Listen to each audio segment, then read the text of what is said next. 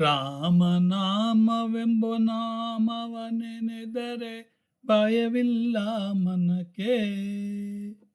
ಮೂರು ಲೋಕಕ್ಕೆ ಕಾರಣಕರ್ತ ನಾರಾಯಣ ಜಗಕ್ಕೆ. ಮತ್ಸ್ಯಾವತಾರವ ತಾಳಿದ ರಾಮ ವೇದವ ತರುವುದಕ್ಕೆ. ಬೆಟ್ಟವ ಬೆನ್ನೊಳು ಪೊತ್ತನು ರಾಮ ಕೂರ್ಮಾವತಾರಕ್ಕೆ.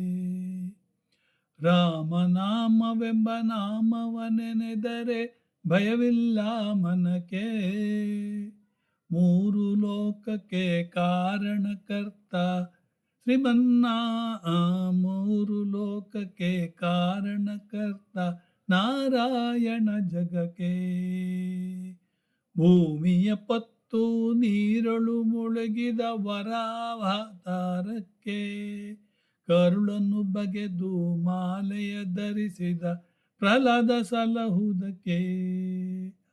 ಭೂಮಿಯ ಪೊತ್ತು ನೀರಳು ಮುಳುಗಿದ ವರಾಹವತಾರಕ್ಕೆ. ಕರುಳನ್ನು ಬಗೆದು ಮಾಲೆಯ ಧರಿಸಿದ ಪ್ರಹ್ಲಾದ ಸಲಹುದಕ್ಕೆ. ರಾಮನಾಮವೆಂಬ ನಾಮವ ನೆನೆದರೆ ಭಯವಿಲ್ಲ ಮನಕ್ಕೆ. ಮೂರು ಲೋಕಕ್ಕೆ ಕಾರಣಕರ್ತ ನಾರಾಯಣ ಜಗಕ್ಕೆ. ಭೂಮಿಯ ದಾನವ ಬೇಡಿದ ರಾಮ ವಾಮನಾವತಾರಕ್ಕೆ. ತಾಯಿಯ ಶಿರವನ್ನು ಕಡಿದನು ರಾಮ ಭಾರ್ಗವತಾರಕ್ಕೆ. ರಾಮನಾಮವೆಂಬ ನಾಮವ ನೆನೆದರೆ ಭಯವಿಲ್ಲ ಮನಕ್ಕೆ. ನಾರಾಯಣ ಜಗಕ್ಕೆ. ಮೂರು ಲೋಕಕ್ಕೆ ಕಾರಣಕರ್ತ ನಾರಾಯಣ ಜಗಕ್ಕೆ. ವನವಾಸವತ ಮಾಡಿದ ರಾಮ ಜನಕನ ವಾಕ್ಯಕ್ಕೆ.